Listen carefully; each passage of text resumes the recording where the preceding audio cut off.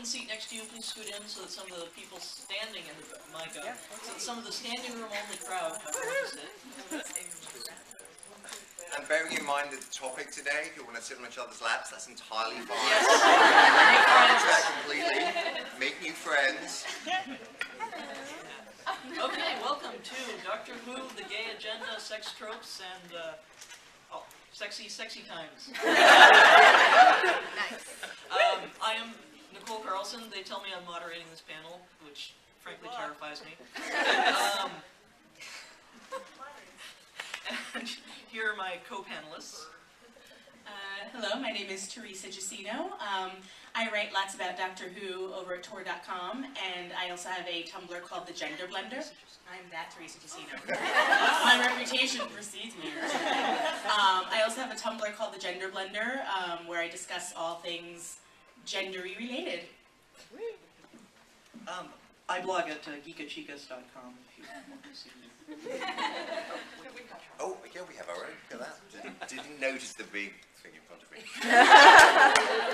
So my name is Mark Oliver. I predominantly write for Doctor Who Online and do their BBC website during their stories of Christmas and festive, that kind of stuff. And therefore the issue of sexuality when you're addressing it sort of 8-year-old to sort of 12-year-old, it's a little bit more tricky. So let's discuss that. And my name is Sarah Baum, and I write for Geek Girl Ramblings and for Phantomania. And some stuff's Doctor Who, some stuff's sexuality, some stuff is whatever interesting geeky topics cross my mind. So tragically, that is your panel. Someone in the very back jumping up and down, so yes? No, okay, maybe it wasn't. I think he's just bouncing. Oh, sorry. Yeah. I'm very excited to hear it. His name's John, and he's a bit tragic. That's it. Okay, well, I think the whole sexuality in Doctor Who is kind of an interesting topic because we're one of the few fandoms where the lead character is, well, for the classic series, was asexual in the sense that the production team bent over backwards to assure us that they were not thinking that, and we shouldn't be either. And the new series kind of, the TV movie and the new series kind of brought romance in a big way, which I am not always that crazy about. I don't really like the idea that the only way that a woman can relate to a powerful man is romantically, which was Rose's story and Martha's, and anyway, so I really dislike that. I miss a lot of the more platonic relationships between Doctor and companion that we saw in the classic series, such as professor-student, grandfather-granddaughter, but maybe that's because I'm a romantic asexual and that's how I see the world. Well, it's interesting that you, in the new series, I don't necessarily see, while romance has been brought back in a big way, for example, Martha, like, yes, there's the romantic element, but it's also something she, like, got over and, like, left the TARDIS because she was like, you know what, this is stupid.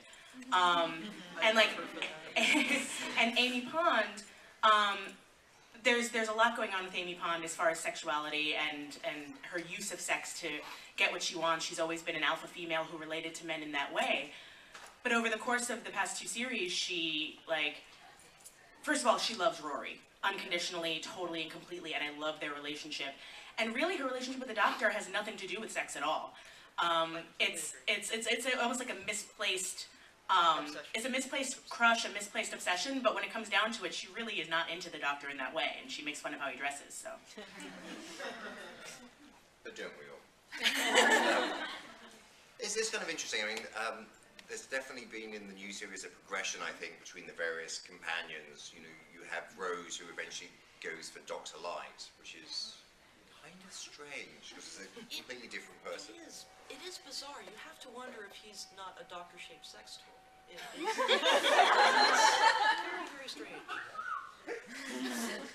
Whereas, of course, you know, Donna was very much a much more independent, assertive young lady.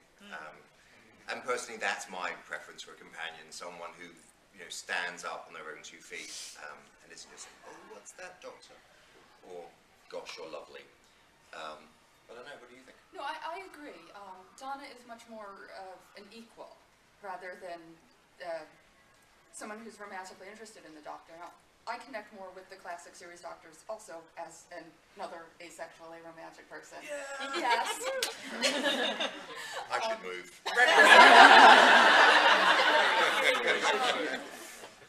And it's harder to watch it, at least for me. Although it does bring a different dynamic that after almost 50 years, at least gives somewhat of a change. So, it's, and it can't stay the same forever. Also, I think one of the things, just switching, this up to a little bit of the gay agenda is that as a gay man growing up in England in the 1970s, for me, it was a great form of escapism. You had the main character, the Doctor, who had companions who weren't sort of like hanging on his arm, lusting after him and all the rest of it. And it provided me with a hero that I could believe in, and also companions. I started off with Joe Grant, and then the lovely Liz Sladen as Sarah Jane Smith. So these great kind of role models for this kid who kind of knew he was different, and the Doctor was different, and the companions was that little bit different because it wasn't based on romance, where so much of the TV shows in England at the time are very much based on the romantic relationships that sort of geared tension And a all the rest of particular it. presentation of romantic, of stronger male, weaker female. Absolutely, and we didn't have that. I don't think in the 70s. Maybe it changed a little bit in the 80s. So for me, that's kind of interesting in terms of the I hate saying classic and new, but the old series that did provide, at least for me as a gay kid and then as a gay teenager, not an outlet, but a way of escaping. In my mind, the issues of my life, whatever they were, and if you look around here, you will probably find a slightly higher percentage of gay men that are fans. I think that's Mark Strickson in his bathing trunks. No, I bring that up because that was a comment from Phil Collinson, who's also a gay man, on the hidden DVD commentary of the Five Doctors. He talked about how seeing that scene was an important turning point in his awakening as a gay teen. Of course, Perry was in that as well. So.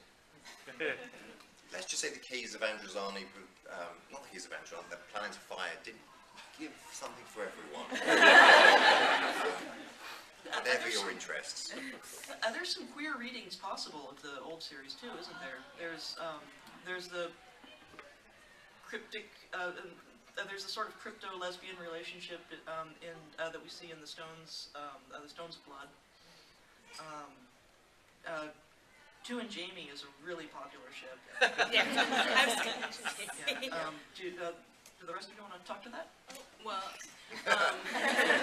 I can't talk to Two and Jamie as a ship just because I've never shipped them, because I kind of first of all, I like the idea of a hot guy in a kilt, and every time he would climb down something, I would kind of hope that, like, the way that they focused in on, like, girls in their tight pants, I was kind of hoping that they would focus in on, like, updrift, right? Like, I was waiting for, like, some shot where, like, you get to see Jamie's kilt go up, and nothing happened. But I also like them as a platonic friendship, and like the fact that two men can be friends. It's shocking, Yes. and like good friends who like care about each other. And I love how they run away from danger together. It's like, and okay, and it's such a charming, amazing relationship, just on its own. And also Jamie was great eye candy, and so was Ian, by the way. Ian was a hot dude, and William Russell, I know he's here, and he's like 80 something now, and I don't care.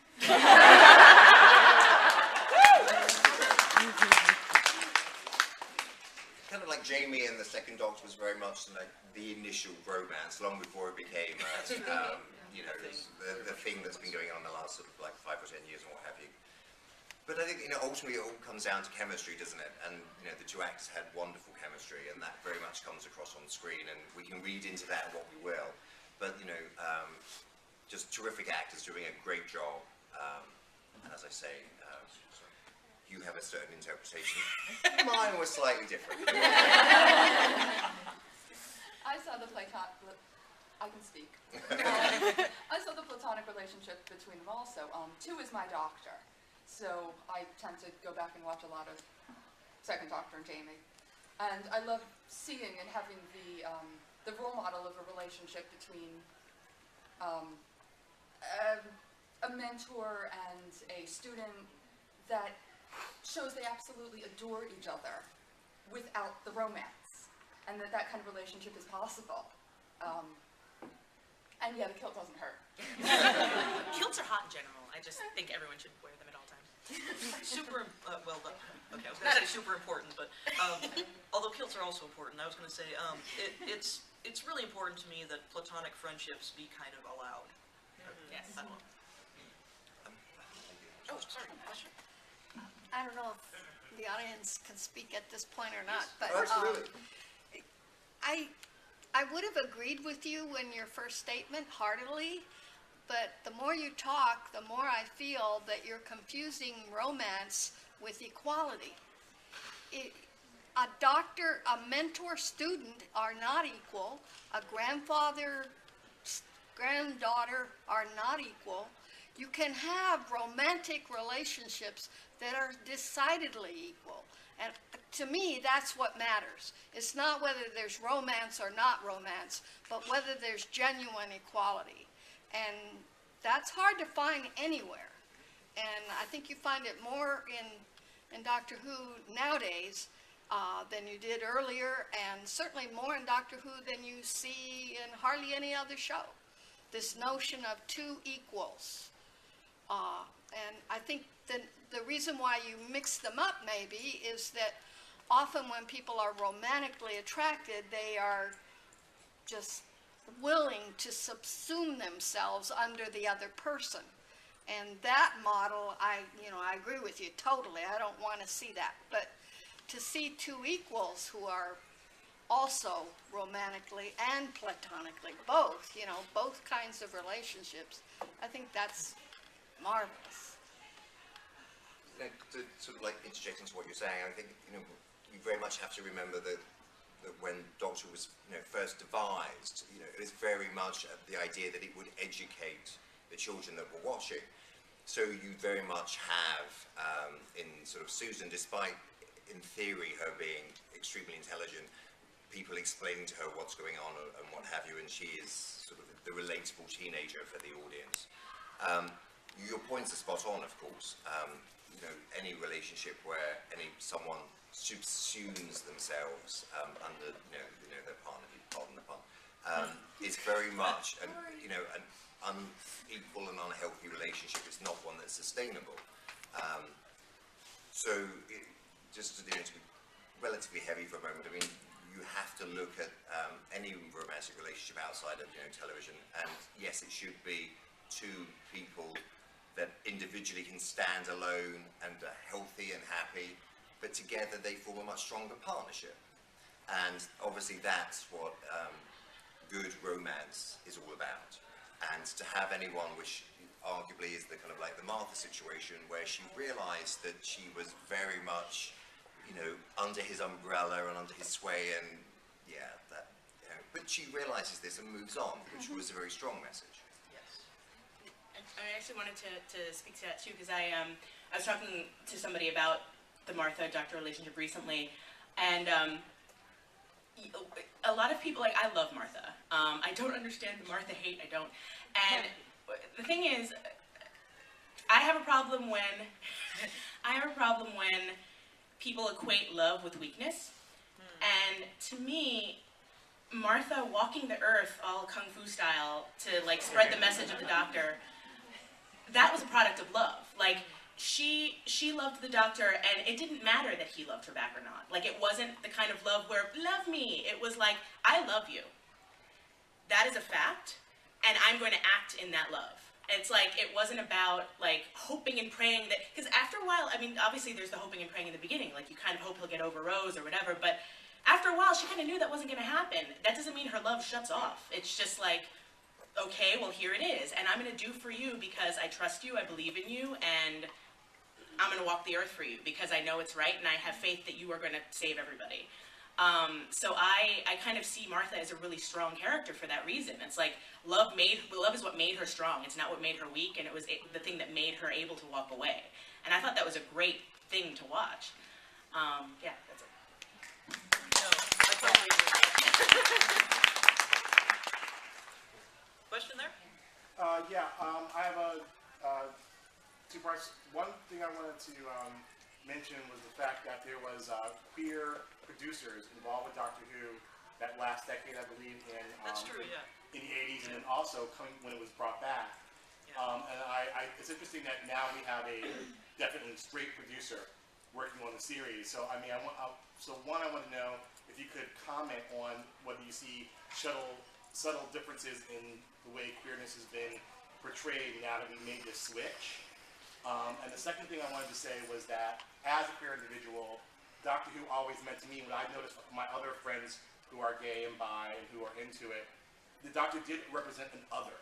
You know, there was something other about him, and the people who met him couldn't quite figure out what it was, and when he went to places, he knew he was other, but he would masquerade almost as someone who was, most of the time, as someone who belonged. And so to speak towards that otherness in terms of queerness and the Doctor. Yeah, that's true. That's very powerful. The sort of sensation that people make assumptions about him, and that's not who he is, but, you know, he's not too troubled by that, and he just moves on. I mean, I could just sort of directly relate, you know, to your experience because, you know, as I was saying at the beginning, to me as, you know, a kid growing up, and I grew up in rural England, my only exposure to another gay man was the portrayal in Are You Being Served? John Inman's portrayal. So, like, when I look at it now, I can laugh, but at the time I was like, okay, so I'm not gay because that's gay and I'm not like that. So that wasn't, for me, a positive portrayal, although, as I say now, I can look at it and it's extremely funny. So you looked, as you say, at the Doctor, and he was something different. I was something different, and, you know, when you're 8, you don't actually know that you're gay, you're just not the same. You're different. I was useless at football, and I liked hanging out with my friends who were girls, but not because I was like, ooh, they're pretty. And so for me, it was a very powerful draw at 5:20 on a Saturday afternoon in the UK to go and sit there and watch and escape my life with someone who was like me, that went on these fun adventures and had a wonderful time and did good, because ultimately that's what the Doctor does. So yeah, I mean, I definitely correlate my own kind of thinking with what you're saying here, and I think that to specifically answer your question, I think it's a little bit more difficult to sort of like project back, you know, into the 80s. Was a very different time. Gay rights have moved on an extremely long way. You know, in the 80s, it was only just the end of sort of like the Thatcher years, you know, 86, 87, that kind of thing, when the show was coming to an end. And then there's been this huge sort of cultural shift in the United Kingdom since then. And we're now seeing that here in the US as things, you know, move towards more equality, thankfully. And, you know, there are more positive role models on television and in literature, which is great, but we need more of that. Speak to your first point about the influence of queer showrunners on Doctor Who. I think that it's true that JNT and RTD both gay. However, whatever commonalities they have, I think, are just erased by the vast gulf that separates old series and new, 80s and 2005. So I'm not sure if there's any queerness, I guess, that can be successfully isolated, maybe. Although it's true that we do see the first same-sex kiss in the new series. Actually, just the different. Oh no, sorry. I feel like I'm babbling. But as far as the difference, the difference between RTD and Moffat. Because I actually was having another conversation recently. I talk about this stuff a lot. But for some reason, when Moffat writes gay characters, to me it seems like he's doing it to kind of show that there are gay characters.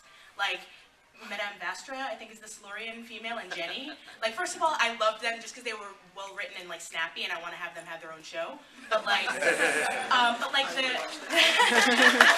the best crime fighting show ever. I would watch the hell out of that show. But like at the same time, it's like them, and then like the two like gay officers, I think, in A Good Man Goes to War, and like it just yeah. It just seems like they're kind of stuck in just to be stuck in, whereas like in RTD, like the gay characters are like people, you know, crazy, and it just. And so I kind of have trouble a little bit with Moffat kind of just putting them in to like fill some kind of quota. It's what it feels like to me. Okay, question in the middle there, then you, then you.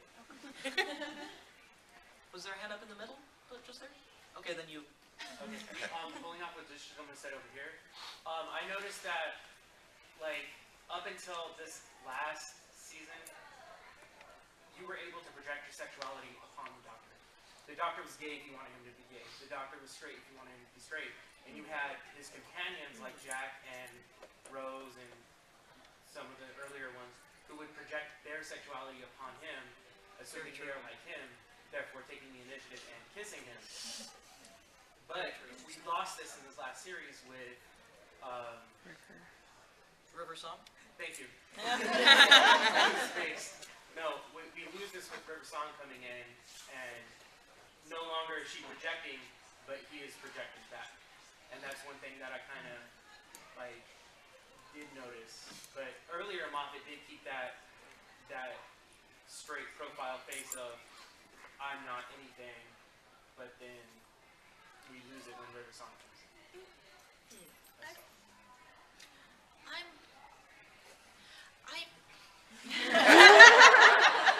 Deep breaths, deep breaths.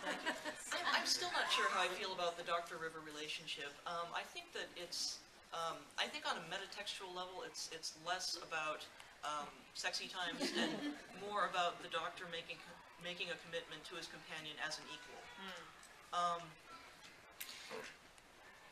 I think it's interesting that Matt Smith has gone out of his way to say that he thinks the Doctor is not interested in sex.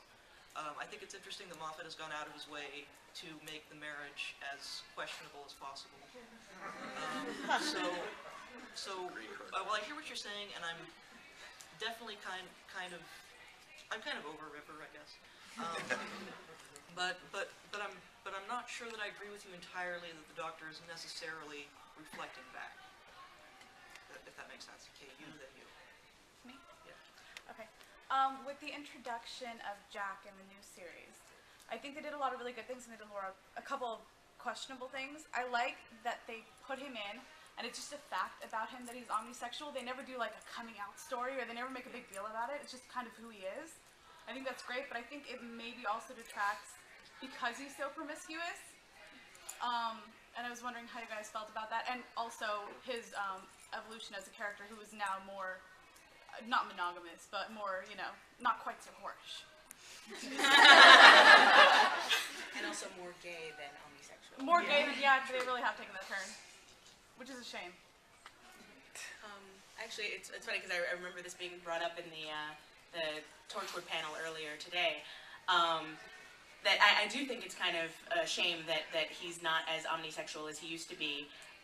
Because one of the great things, to steer to Torchwood for a second with Children of Earth, that one of the great things about his relationship with Ianto was that Ianto wasn't, like, he wasn't gay up until Jack. Like, you know, he had a girlfriend before, and he made it a point to say, it's not, like, you know, it's not that I'm interested in men, I'm interested in Jack. And that was like, the fact that was on television was like, oh my god, like, you know, sexuality can be fluid? That's crazy. So it was a really amazing moment. And so now to have Jack kind of have all of his major, I mean, it's almost as bad as the Doctor, like what you're saying with River, like be so defined by his relationships with women. To have Jack be so defined by his relationships with men kind of bothers me in I think a similar way. Because I liked seeing him anyone had a shot with Jack. Maybe this is just because I think John Dorman's hot and I want to have a shot with him too. But like, you know, that, yeah. I always wanted to see Jack flirt with a space ship. He totally has that objective. Your goddess. He hasn't flirted with a TARDIS, you mean?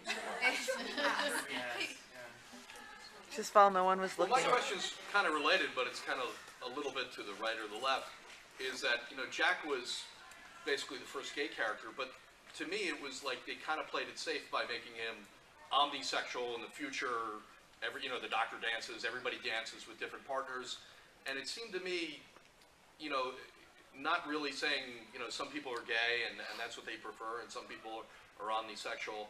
And I think it kind of played it safe. Did anybody else get that feeling, or? I mean, my personal instinct was that when I heard that, it was a very positive message, actually. In that, in the future, really doesn't matter who you sleep with, man, woman, or alien. That was the kind of message that I pulled away from The Empty Child and the Doctor Dances. That in the future, we get over our sort of hang-ups about sexuality. People are who they are. They fall in love with the person they fall in love with, and that's great, and nobody thinks twice about it.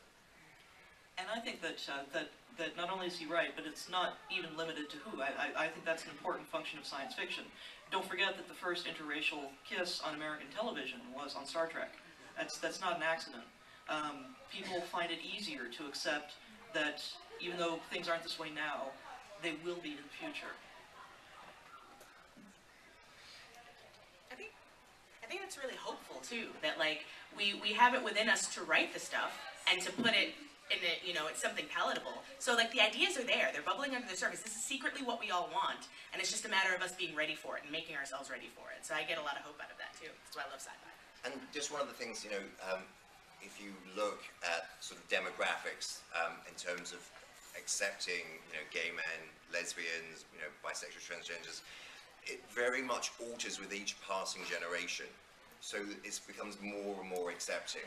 So when you have a family-orientated show and you have, your 5-year-olds watching it, they are getting a positive reinforcement of these messages. It doesn't matter so much to them as it does to, someone who's 85 necessarily, who was brought up, by strict Victorian parents or very religious parents. Do you mean that alternative sexuality is being forced down our children's throats?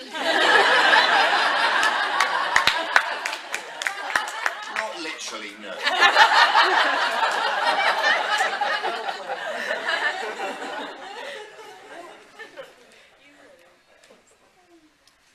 There's a gentleman at the back there. Question way in the back? Speaking of spaceships, like I think somebody mentioned, it was fun in The Doctor's Wife to really discover that really the person he's been the most hot for all these 100 years was the TARDIS. Interesting, and it also makes the TARDIS one of the more interesting aliens that we've encountered in the series. I find it fascinating. And I don't know whether you remember in school reunion after Rose and Sarah Jane have their Daleks, met Davros and all that kind of stuff. And, they make up and they realise they're being absolutely ridiculous, rowing over him. They're like, does he still stroke the console? Very telling. Question? No, not really. I just want to say that, back to what someone else said, with River, I see more of River projecting herself onto the Doctor than the Doctor reflecting back, just because he's so awkward and clumsy and confused, and their banter it's clever and it's witty, and it can be somewhat sexual, but I don't get that from him as much as I do from her. I completely agree. And in the Wedding of River song, he also goes out of his way to not say, I love you. She says, I love you, and he goes, you love me. And I also think that, we have to remember there is a difference between flirting and meaning it, and flirting and just having fun. Hell, I flirt. Exactly.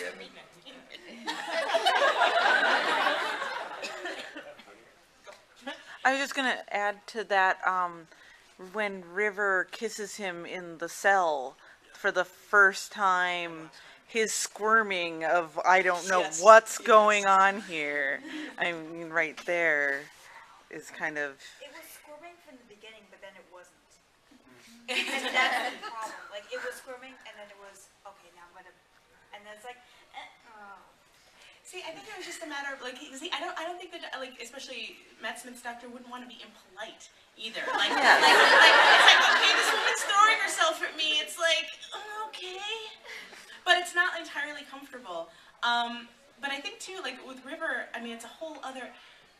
The wedding of River's song, it's like it drove home to me the fact that River is crazy. Like, she's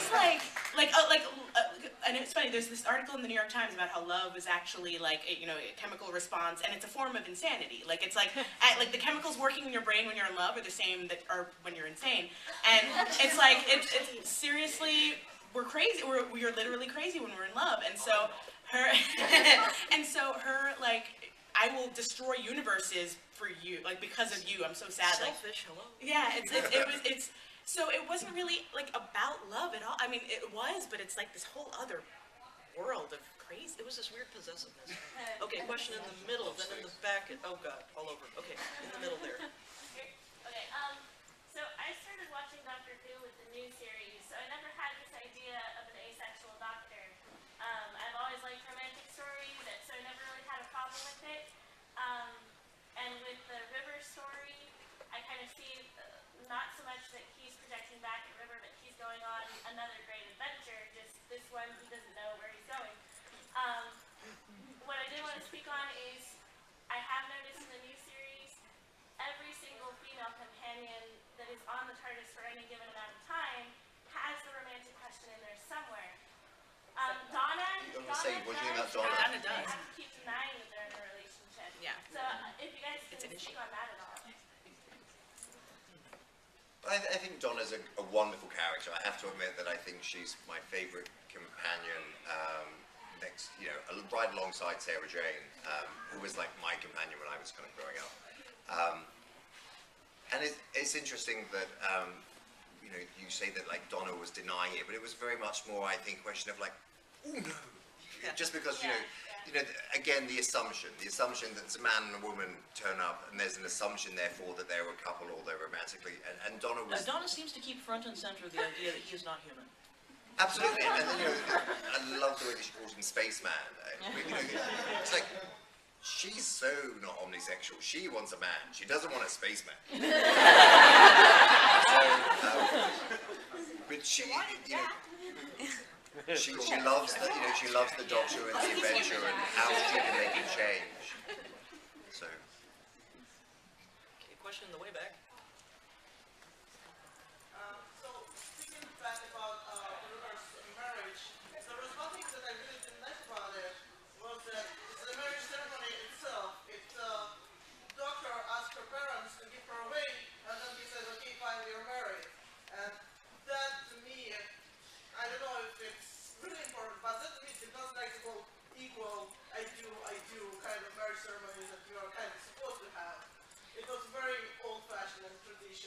It raised my feminist hackles.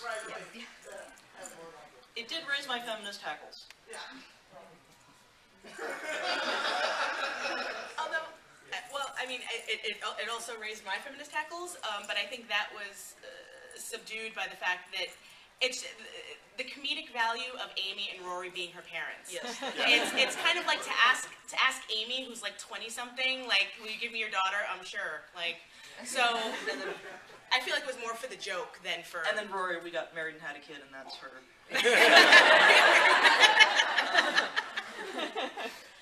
And particularly the Arthur Darvill's reaction, he played it beautifully. Okay, question in the middle there. The gentleman in blue? No? Did you have a question? I think I was asking you to compare, when you're talking about the Doctor and River's kiss, I was asking to compare with Amy's little indiscretion. Okay, the question was if we could compare the Doctor and Rivers kiss with Amy's rather one-sided kiss, I think, at the end of Flesh and Stone. Because I think one is very much the same as the other. Maybe not. From the Doctor's point of view, they do seem to be. I mean, him on the receiving end of Amy's kiss was all about like, what? Whereas for River, but there was a purpose behind his kiss with River. It was to end the universe and restore the old one. And we've all had kisses like that, let's be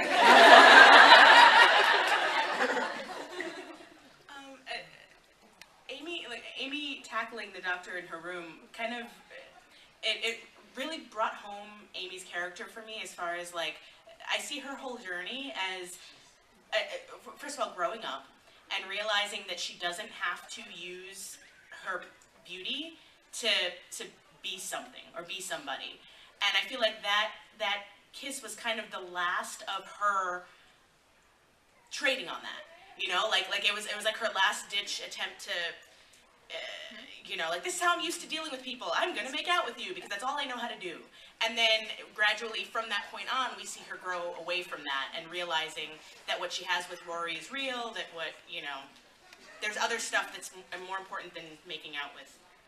So she had to kiss him to realize that she didn't have to kiss him. Yeah, kind of. She has a generalized yearning, and then she realizes It's misplaced. Yeah, that's a good point. But I also saw it a bit as I'm glad I'm still alive. It's the relief of, we're not dead. And, yeah. Yeah, no, that's... So I guess my question would be, so what is your opinion then on, so she apparently, you know, goes on this journey and it's about her discovering that she doesn't have to trade on her sexuality and everything, which I totally, really love and agree with. So then what's your opinion that apparently she then goes on to become a model? Well, it's funny because she goes on to become a model, but like it's called petrichor. Like I wonder how much of her, like it's the same thing as like, you know, kind of an actress having it's like J-Lo having a perfume. There's a difference between like just being the pretty face and being the pretty face who also owns the company.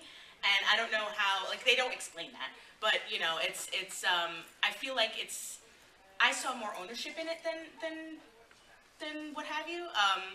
But then again, you know, I just like the fact that she was shopping with Rory in like a Macy's or whatever, and like getting asked for her autograph while she's this model. Like she's just walking around and like, yeah. But yeah, no, I saw more ownership than just her being a model because of the name of the perfume. But that's just probably me reading into it. Question there? Yeah. We've been talking about that Swiss doctor, about the kisses he does, and the possible relationships he has. But what about the 10th Doctor's alluded things or indiscretions? I mean, there are a lot of times when there's alluded to, that's the true. tree doesn't like me because I did something. And there's a lot of those things going on. And even when he's supposedly climbing after Rose, he goes out and has adventures and supposedly kisses other people.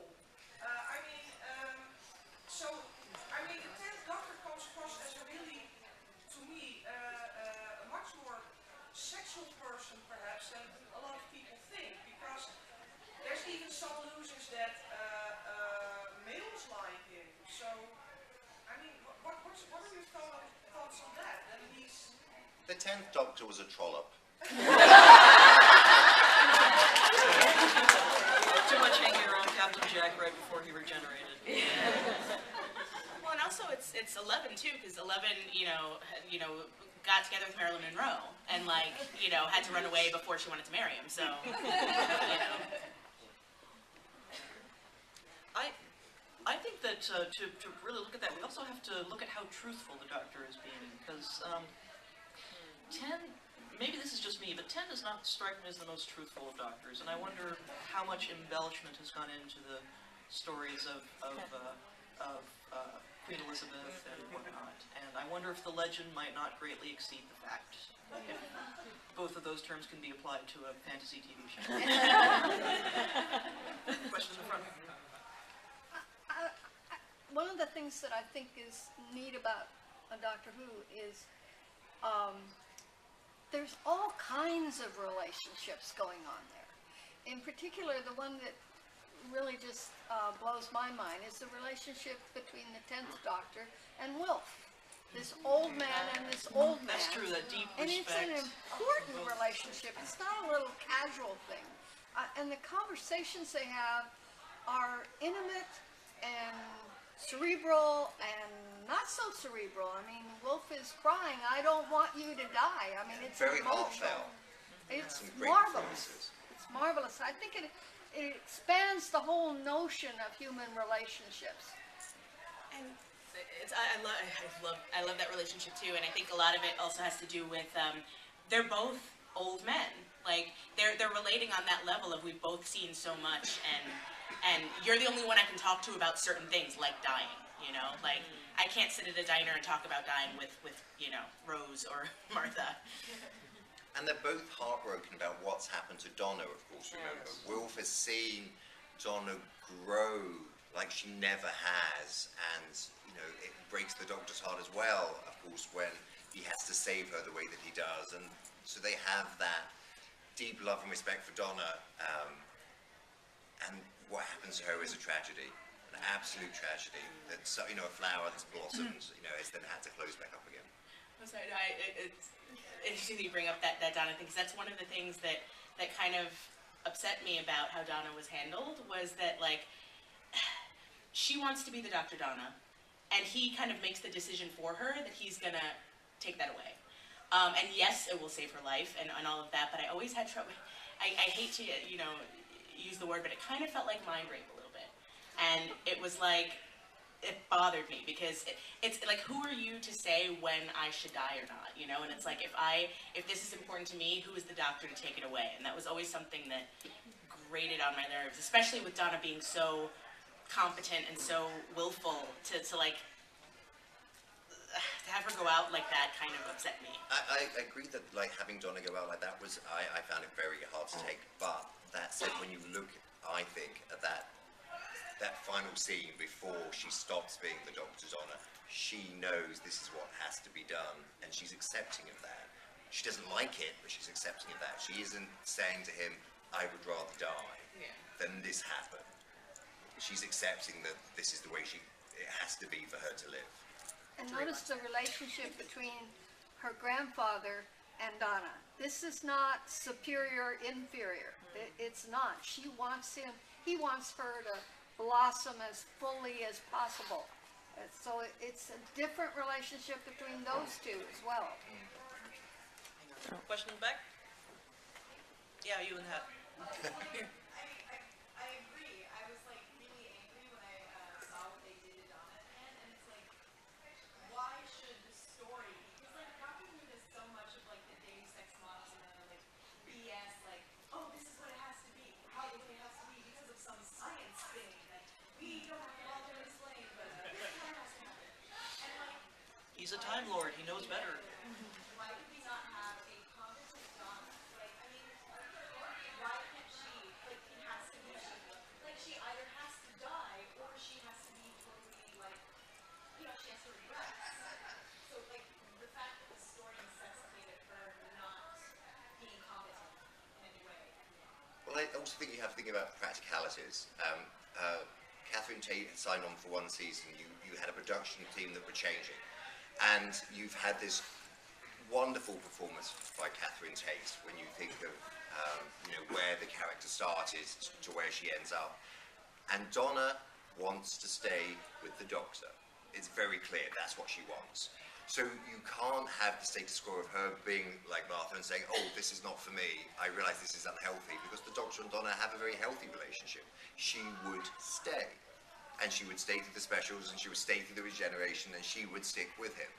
So you have this very difficult storytelling issue where you're talking about, you know, the arc of Donna and how she's grown. Well, how do you then deal with the fact that the actress is going to leave? So I absolutely accept what you're saying, and I hated Donna's regression because I thought her journey was wonderful. But, you know, at the end of the day, you also have to be practical, and it's, you know, a very difficult decision to make as a writer. I'm sure RTD found that. Just a short thing, like, because there's a similar thing with Rose in that she, you know, takes on the TARDIS for a second, and like for a moment she's a god, and you know, brings Jack back and all of that. But that was different to me than Donna. Like they managed to. I mean, I know she wasn't leaving, But I don't know. Question in the middle there, and then in front. Well, it's not really a question, it's kind of a comment on that. I've always looked at the Doctor in the latest three, not including the old series.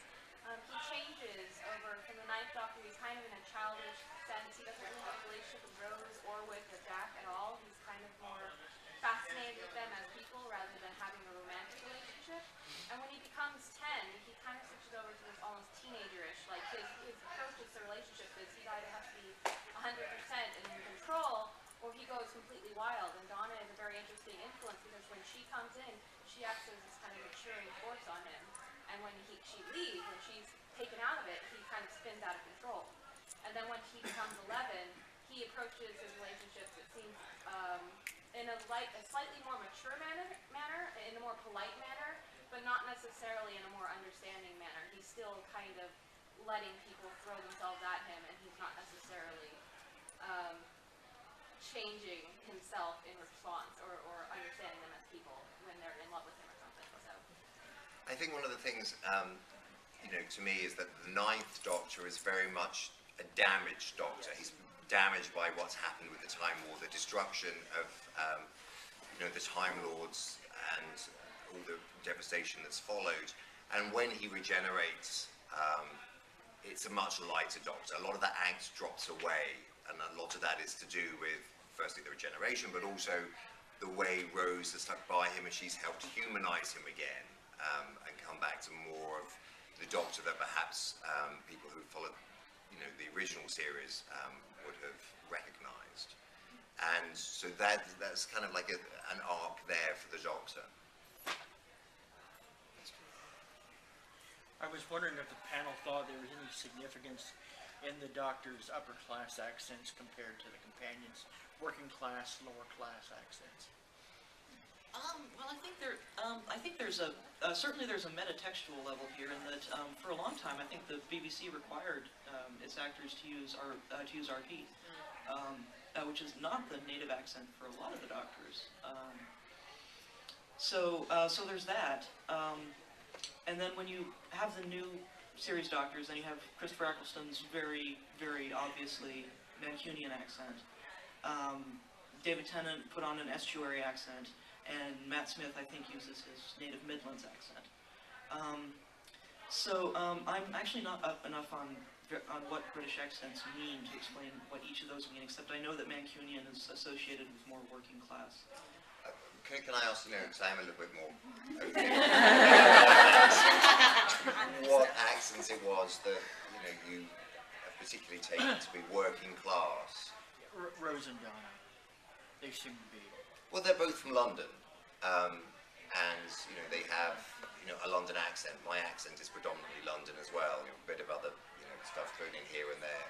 But that, sometimes we project, obviously Rose, her estate is a council estate, it's social housing, as you would call it in the UK, but look at the house Donna lives in, with her mother and with Wolf, and no, she is not working class. Donna is very much middle class.